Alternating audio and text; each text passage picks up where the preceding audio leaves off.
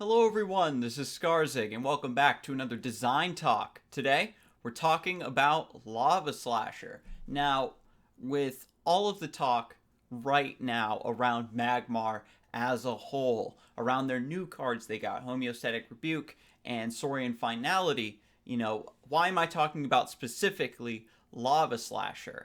And, honestly, I can't even get my thoughts straight. There's so much to say, and yet, when it comes to Lavaslasher, there's almost nothing that I can say that hasn't already been said. And I'm trying to approach this from a certain angle, so I hope that I can explain everything succinctly, and I hope that you guys can follow along, because I'm trying to keep the salt levels to a minimum. That is one of the reasons that it took me so long to even make this video. Honestly, this video has been cooking for probably, a week or two.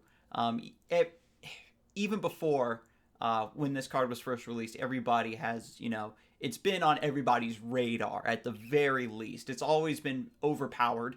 Nobody's claiming that it's not overpowered. And when it comes to Duelyst, there's certain every faction has cards that are overpowered, right? And it's a matter of when OP goes up against OP, they clash together and things come out sort of balanced. That's what I like to call Dota balancing, where if everything is OP, then nothing is, right?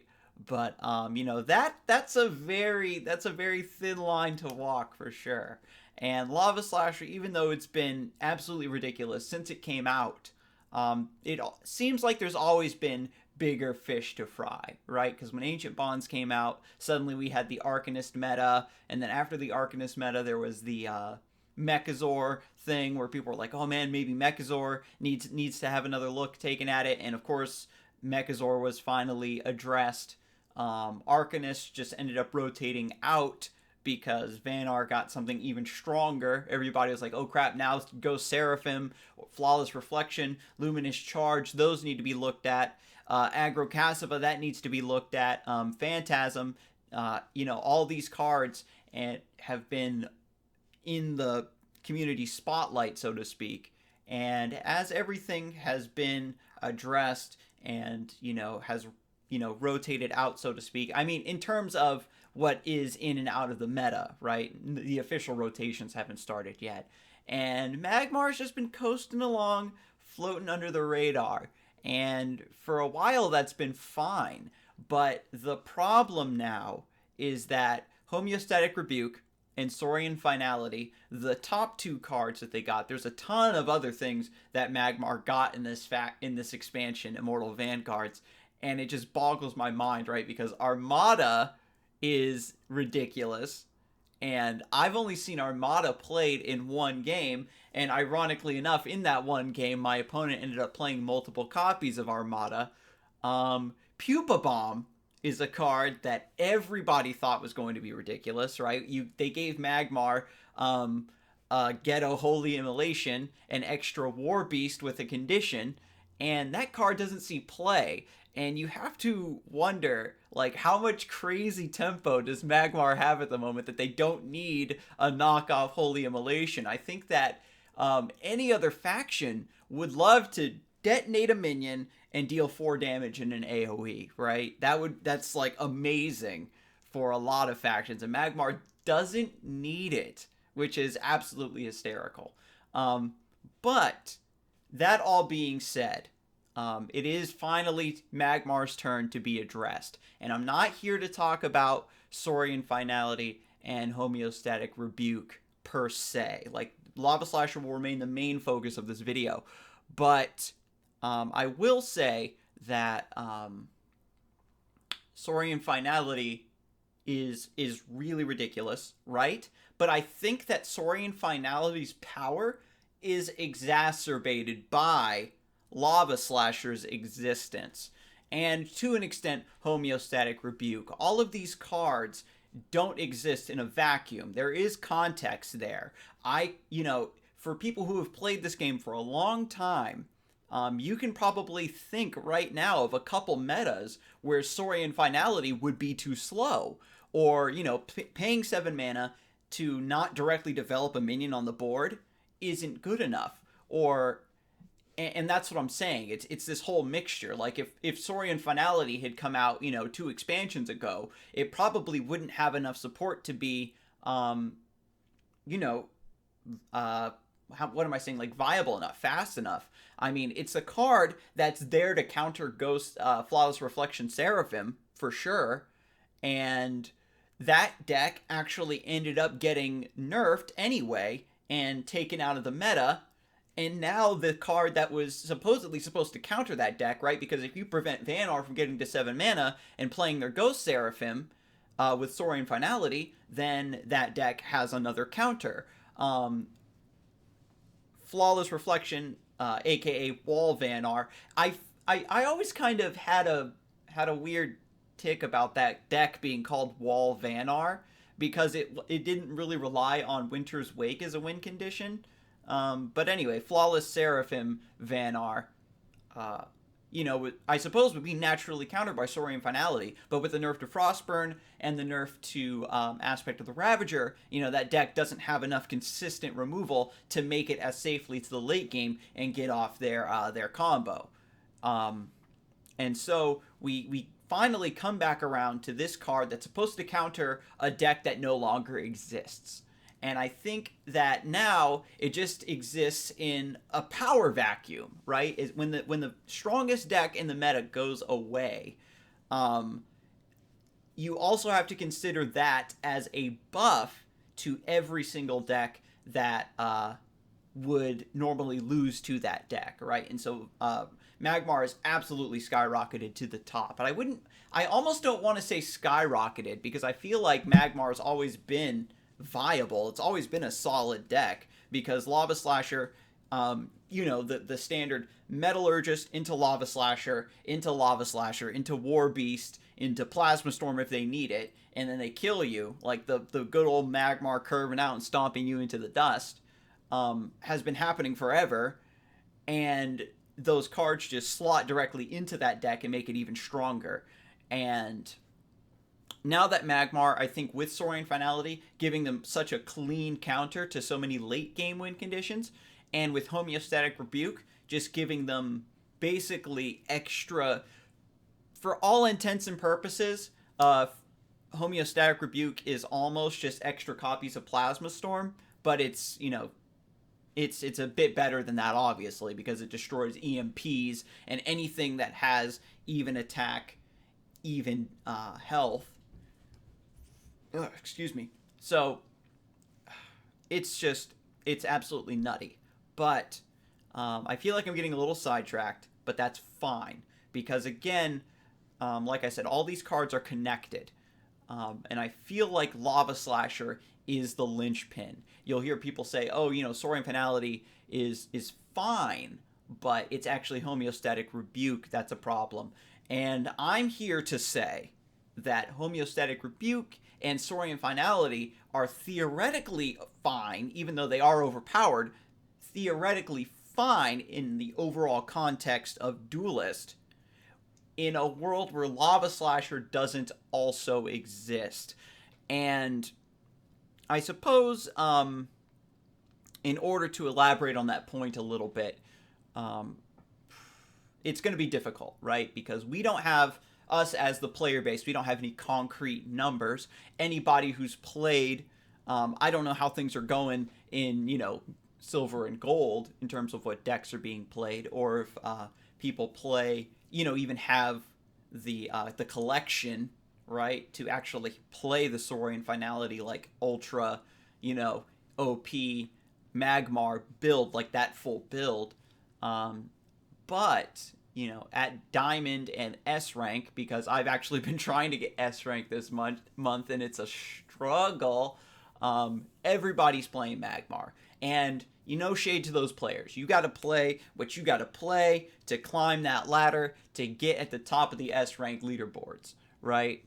But the deck is everywhere at high ranks, and so I've played against the deck a ton.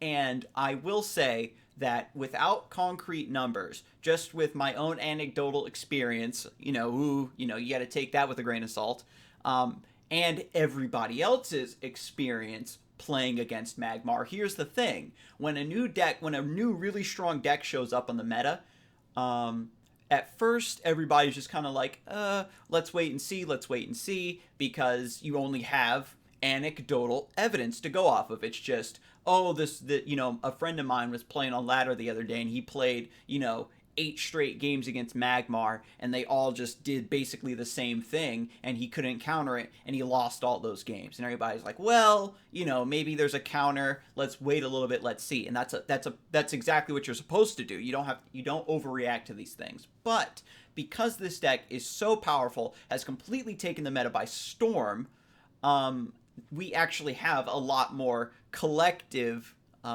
evidence to go off of regarding the deck's power level, regarding the deck's influence. And so I do feel like that now, even though the expansion and per extension this deck have only been in existence for a little bit, we can definitely make the call, even without concrete numbers from the developers. And regarding my crazy madman point that Lavaslasher is the key, I've actually played enough games against Magmar that I've gotten those lucky games where they don't draw into Lavaslasher, and they just solely draw into removal. They draw into their Plasma Storms, their Homeostatic Rebukes, they even play a Saurian Finality or two. But without Lavaslasher, it allows you enough breathing room and enough freedom to actually contest the board and not fall too far behind. Because every time you get a sizable board, they're going to clear it with Homeostatic Rebuke or Plasma Storm, right? For context, full disclosure, this entire month I've been playing nothing but Animus Plate Vespercara, and that's a whole nother barrel of fish. But just regarding that deck, it's a very, very interesting angle to approach the meta from, because the deck runs things like Wintertide and Icebreak Ambush. They're spells that generate multiple bodies onto the board. Every time my board is cleared, I have another card that can put more bodies down. So if my deck, if I play those cards back to back to back, I can actually run Magmar out of removal, because I can play, you play a bunch of minions, and then you buff them with Kara's Bloodbound spell. You can actually buff a lot of stuff out of Plasma Storm range, and it forces Homeostatic Rebuke in order to clear the board. And so in games where I'm able to put just enough on the board so that Homeostatic Rebuke gets played, etc., and then we finally hit late game, and Magmar doesn't have any more AoE, I finally get things to stick. I can take over the board. I could potentially go for a win against Saurian Finality. I've had a few games go into the ultra late game, and this is what I'm talking about, because Saurian Finality is just in a vacuum. Saurian Finality is purely a control, stall the game card, right? And because they can consistently clear your board and be ahead of you when they get to that 7-mana turn, they play Saurian Finality, and because of the attack buff, because of the stun, it allows them to press their advantage and close out the game. And that's what I mean to say, is that Saurian Finality is incredibly strong when you're already ahead. It allows you to close out a game you're already winning. But if you are behind, it allows you to just prolong the game and try to come back. It stalls your opponent's potential lethal, stalls their late game win condition, and allows you to come back into the game.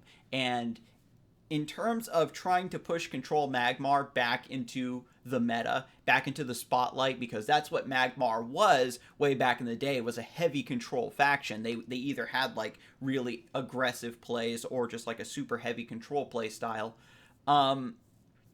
This seems like a really good idea. Saurian Finality covers a bit too much in terms of what win conditions and what decks it actually counters and what it seals off. But again, that's a discussion for another time.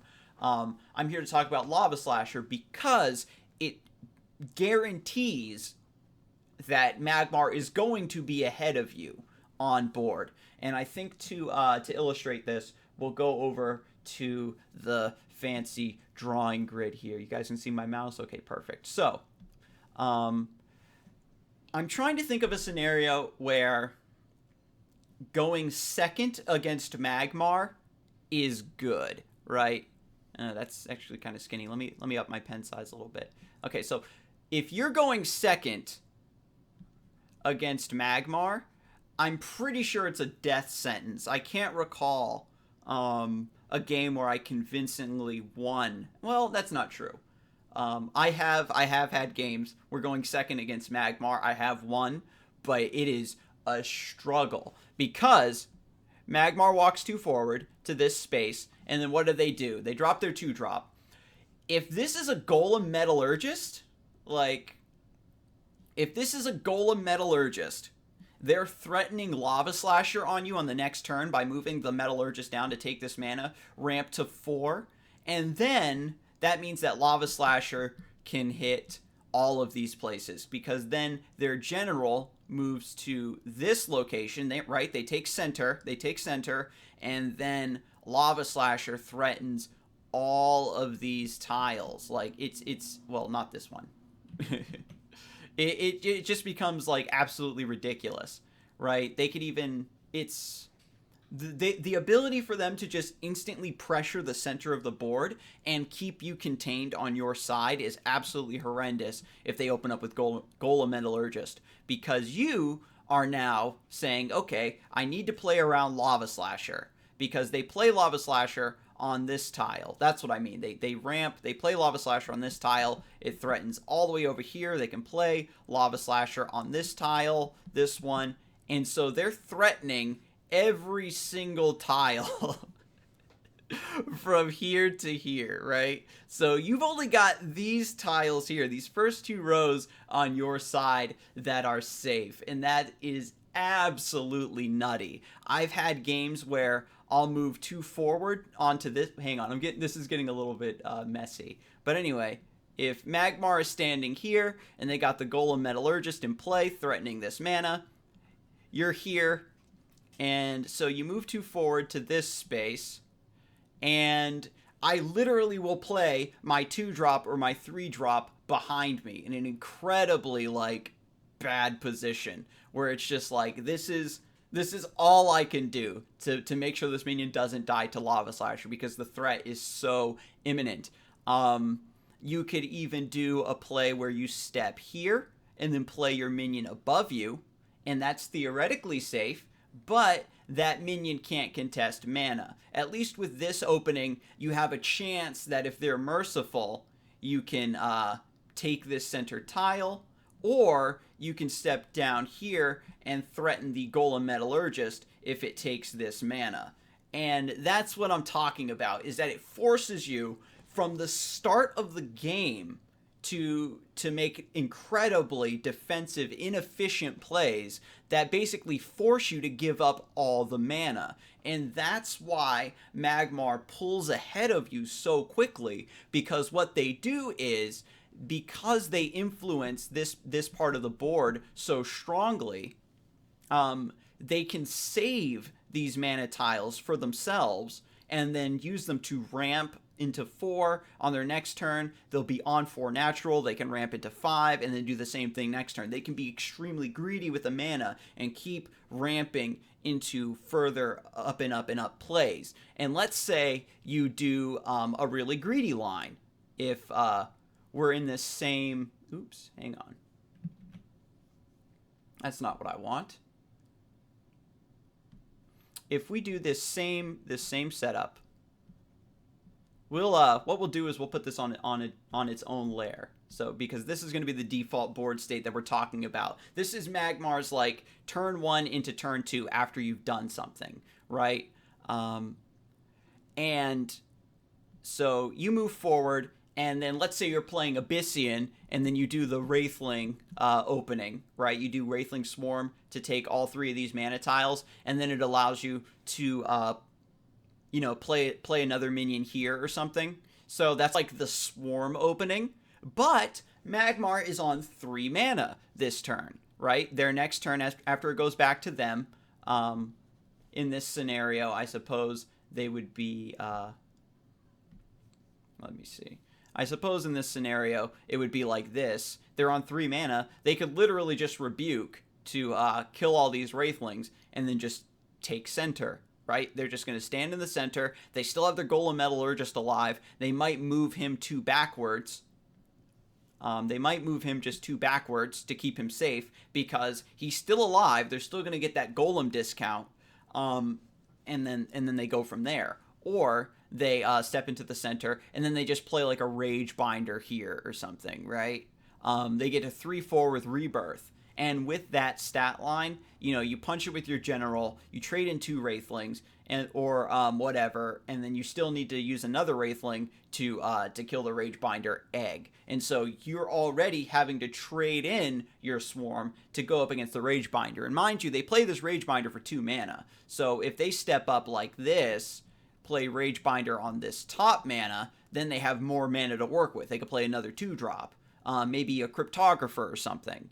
And so that's the other thing. You go, okay, I'm going to contest the center with a 3-drop. And then you've got your 3-drop on this tile. Maybe they just Cryptographer, Overload, trade both. And this goes without even addressing natural selection. Because especially in my Vesper deck, my opening 3-drop is more often than not going to be like maybe a Glacial Elemental or something. And so if they open up with Metallurgist or Young Silithar, they just natural select your 3-drop. That's exactly what puts you behind, is the fear of Lavaslasher once they actually get the Lavaslasher off, because let me see. Let me put the pieces back into place here. You move here, right? And you've got your 2-drop or something behind you. Or we'll say best case scenario, you've got a decent 3-drop behind you. And so they take center, and then they just do something. They just play Rage Binder, Cryptographer on the tile, Overload, whatever. They have a really, really strong follow-up turn because they get to take all that mana for themselves, because you can't risk taking it, because when they drop the Lavaslasher, they kill your 3-drop. So then they have a Metallurgist and a Lavaslasher in play, which is on average going to be, if they kill a 3/4 with your Lavaslasher, which is like average 3-drop stats, then it's just going to be a oh god, I can't even crunch the numbers. It'll be a 4/6, right? So hang on, let me drink some water. We're already at 23 minutes. I'm sure that you guys are getting the gist here, that Lavaslasher just completely oppresses your opening after they make this turn, after they take this turn, right? And they now have control of the center. They have 2 minions on board. You've got your 3-drop. Whatever, you are now completely pressured. There is now like nowhere you can move or play a minion that is out of range of Lavaslasher. And that is the key. You do an inefficient play because you fear Lavaslasher, and so they do something else, and then you're in a situation where your next turn you are going to get Lavaslashered because you can't play anything in a safe spot. Anything that you might try to play to body block might get just killed by Voth because he can Overload or Flash Macantor or whatever. And so then they Lavaslasher you, right?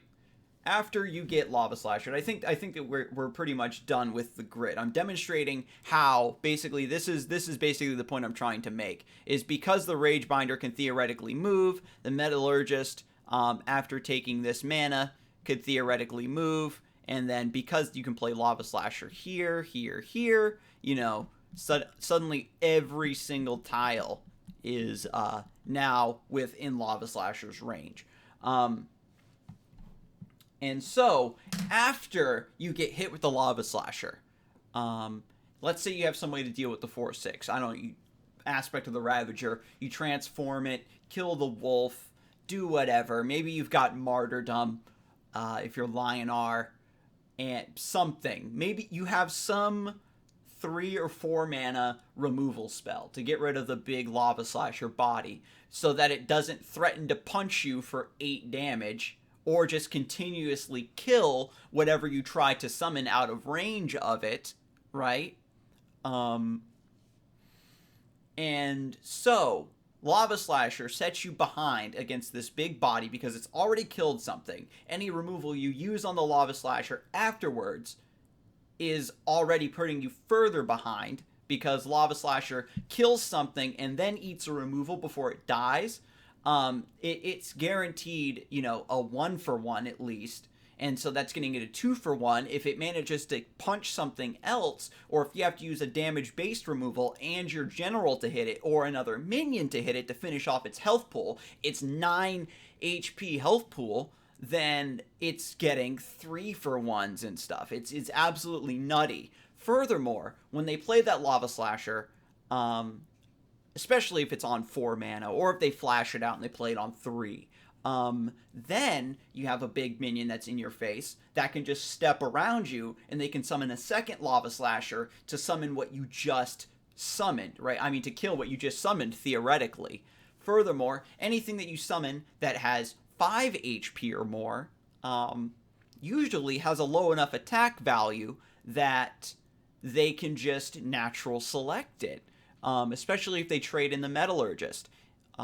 That's where you fall even further behind, is when you're already behind versus the Lavaslasher, and they play another Lavaslasher, and then they play a natural selection to kill your next minion, and then they War Beast whatever else it is that you try to summon. You can no longer maintain a board while at the same time getting rid of these chunky Lavaslasher bodies that are in your face.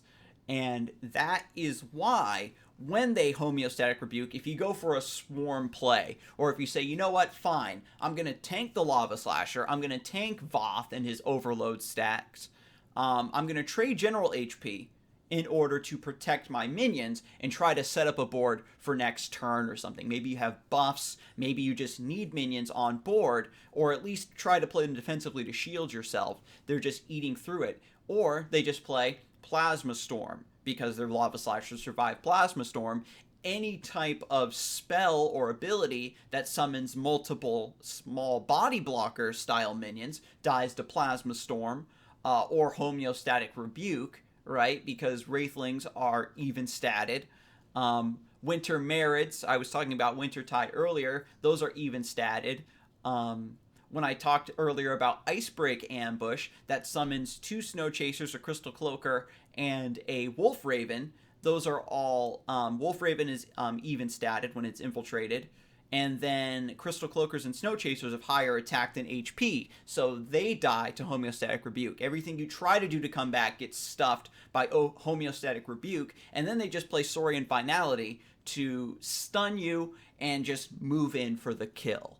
And it all stems from Lavaslasher putting you so behind in the early stages of the game. And I think that everybody realizes Lavaslasher is a problem, but it definitely exacerbates the power of Homeostatic Rebuke and Finality because it makes it that much harder to take the board back from Magmar. And so the existence of Lavaslasher is finally to the point where it's not just a strong card in its own right. It's not carrying Magmar like it was, where it's like, oh, you can't nerf Lavaslasher. It's like, that's what's keeping Magmar afloat, which has been one of the arguments for every single OP card that's ever been printed ever in any card game, right? If you nerf this card, then you have to nerf every other card at 5 mana because this is just a good 5 mana card. And the discussion around how it seems to be a consistent problem in Duelyst that 5-drops are overpowered, that's a whole nother discussion as well. And I know that this has been sort of rambly, sort of ranty, but I hope that I've at least made you consider the possibility that Homeostatic Rebuke and Saurian Finality, even though they are really ridiculous, would not be nearly as bad, as terrible to deal with, if Lavaslasher didn't consistently put you behind on board. And this is where we're at right now, where this card just, it needs to be nerfed or dealt with in some way, in some way, because I've battled through 3 copies of Homeostatic Rebuke, 2-3 copies of Saurian Finality, a couple Lavaslashers, a couple Mechantor War Beasts, and it's tough. It's tough getting through all of just all of that nonsense to come through potentially in the late game, because you get to the point where they play Saurian Finality, they're back up to near full HP. You're down low from just, getting chipped at by Mechantor War Beasts and what have you. And then you're stunned. You don't have, what do? You Lightbender yourself and Voth potentially to take away his stacks and cleanse your stun, and then you can walk a few spaces back and try to body block with a minion. That minion better be big enough to survive a Lavaslasher hit. It better be big enough to not get cleared by Mechantor War Beast. Hopefully it's not the only minion on board, because then they just natural select it. Like, it becomes extremely difficult to keep Voth away from you at that point, when he's got this huge pile of stacks and a bunch of hit points that he can just slug through. Because when Magmar's ahead on board, they just punch into everything willy-nilly. This used to be the case where Voth would use his overload stacks to control the board with his general. He would exchange HP for tempo, and that's a perfectly fine trade. That's Duelyst, like, in a nutshell, where you're using your general's HP as a resource to maintain board control and tempo on your opponent. But even with cards like Tectonic Spikes being now played in Magmar, for, ironically, its original intended purposes is just reciprocal, we both take 3, we both draw 3, because of the laughable amount of healing they get from Saurian Finality, they can play shit like Tectonic Spikes and Elucidator and punch into whatever they want without fear, because as soon as they get to 7 mana, they heal for 10. And then take away all of your mana. So not only do they heal out of any potential lethal range you might have, they also deny any late game win condition you might be ready to play. And then they just play Earth Spheres on top of that. It's nuts. And again, if they were going for a straight control, stall the game for ultra mega late game and just grind you out, that would be a deck. That would be a deck.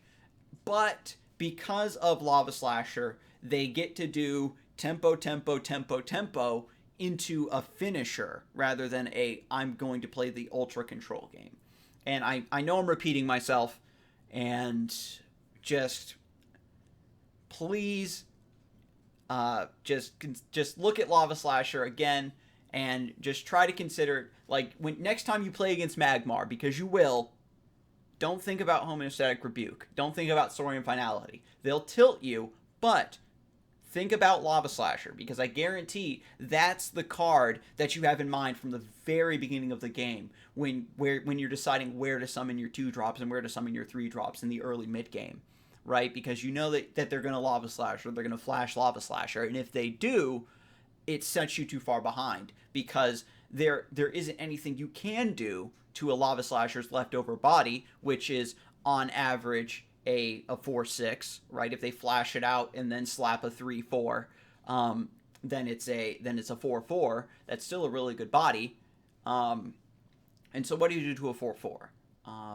Everything that deals with 4/4s cleanly costs roughly 3 to 4 mana, right? So then you're spending most of your turn dealing with the Lavaslasher body. It's already gotten value, and then you're just behind from there. That's what I'm talking about, is that there's no good ways to come back against Lavaslasher. And if you can't deal with the body, you leave it up and you summon something else, they Lavaslasher that.